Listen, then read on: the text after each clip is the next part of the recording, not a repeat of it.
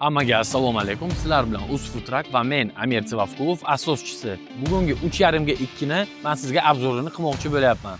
Sizlar ko'rgandek, tashqi yuzi polni panoramni oyna bilan bo'layapti.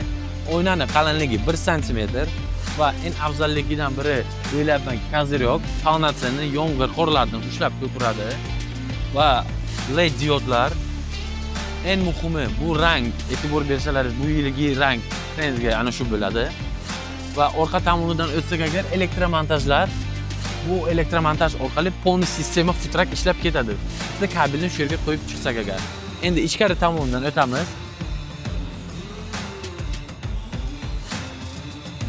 Ichkari tomonni operator sizlarga ko'rsatadi.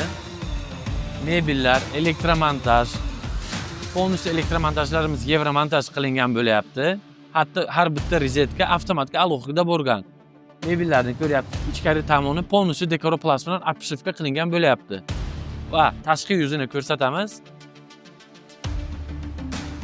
Eng muhimi bu yilgi dizaynga panoramni oyna bo'layapti.